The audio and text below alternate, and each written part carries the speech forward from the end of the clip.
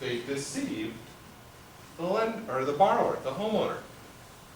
So if the homeowner was deceived, they don't have any independent knowledge as to what was actually submitted to the lender. But yet the lender will hold them to account for it. And then the borrower's or the homeowner's response is going to be what? It's the loan broker. What do you mean it says I make $20,000 a month? I never made over $8,000 a month in my life. It was a loan broker. Now they're in a fight.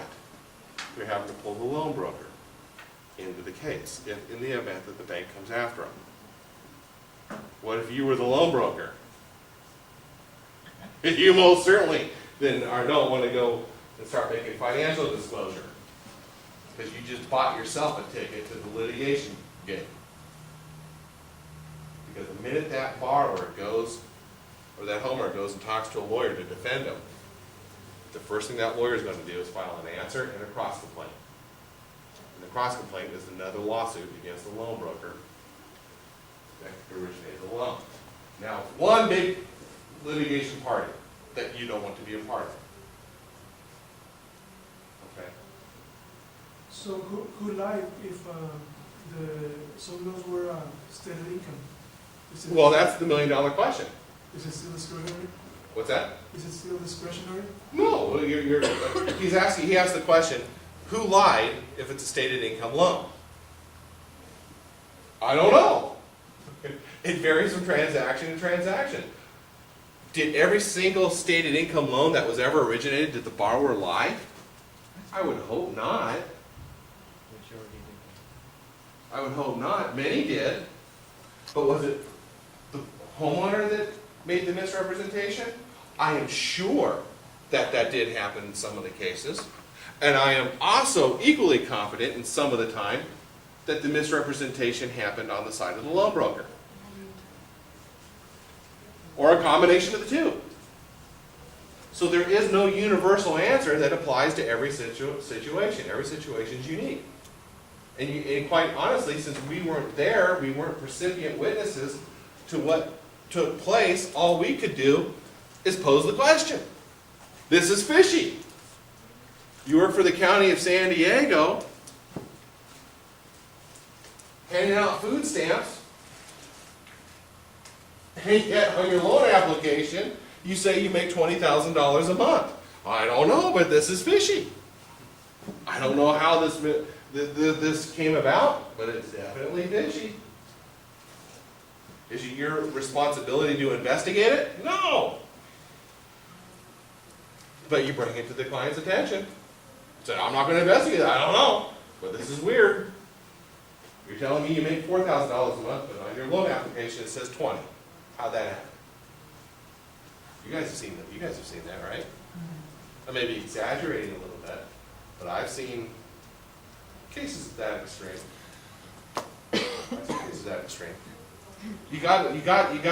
I recommend you start looking at that, because if you have a problem with that loan application, you got some potential client surprise.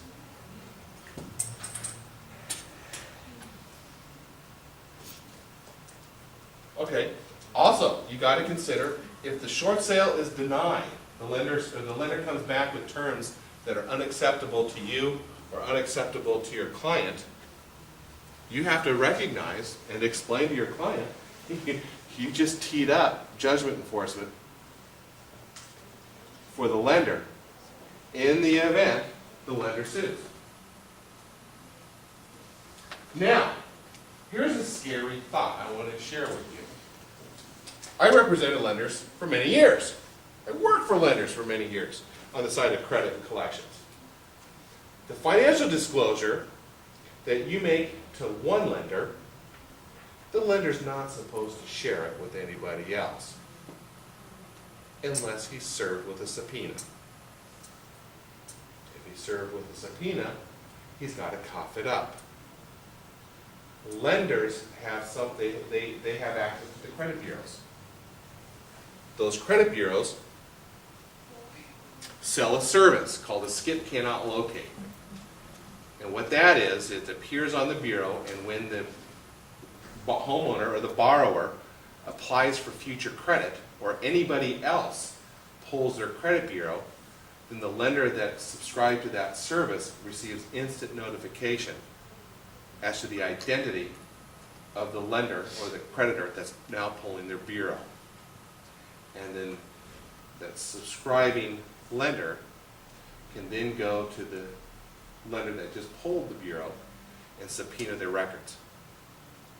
So any financial disclosure that you make to lender A in anticipation of doing a short sale, if lender A is served with a subpoena by lender B, then lender A's got to comply with the terms of that subpoena, and they got to turn over those records. I've done it a million times.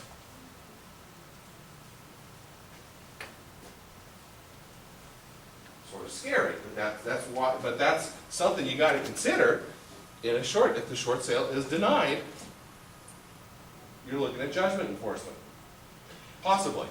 Mr. Allen, are you saying something that, regarding the credit? You mean maybe, for example, this borrower gets short sale denied, but then he's out trying to buy a car, and that type No, of... if a lot of these clients, that is a possible scenario, but the more likely scenario, a lot of these people are in financial distress.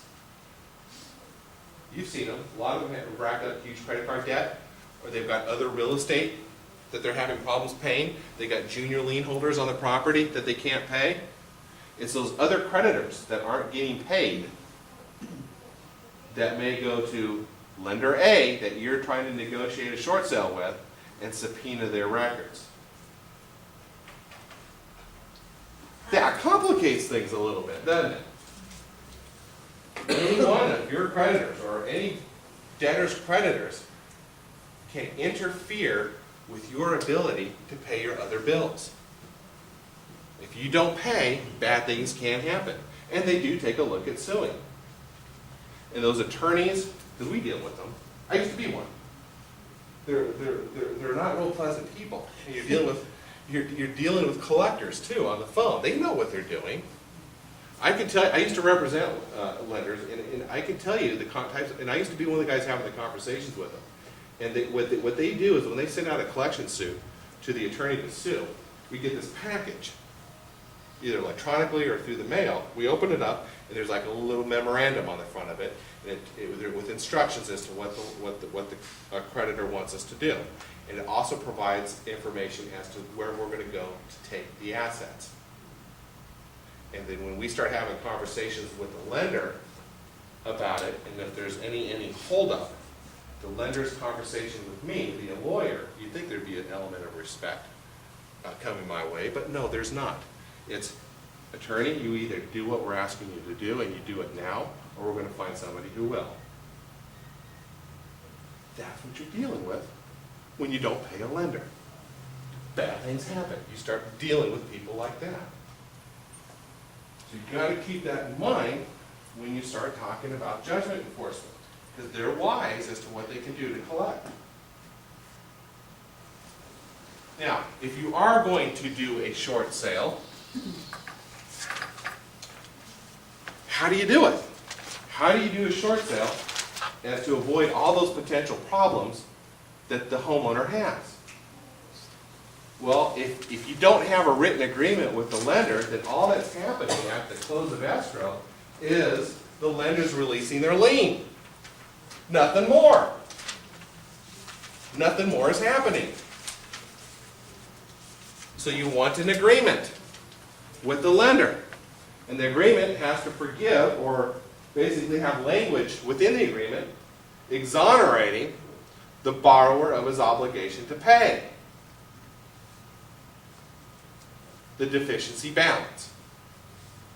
And you have to have an agreement with each lender encumbering the property. If there are 2 lenders encumbering the property, you got to have 2 agreements. If you have 3 lenders, you got to have 3 agreements. 1 lender, 1 agreement.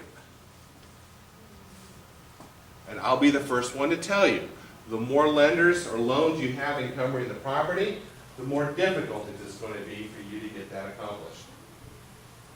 So you have to start asking yourself the question, do I really want to represent this person? Okay? No exculpatory provisions. What's an exculpatory provision? I call those cover my derriere provisions.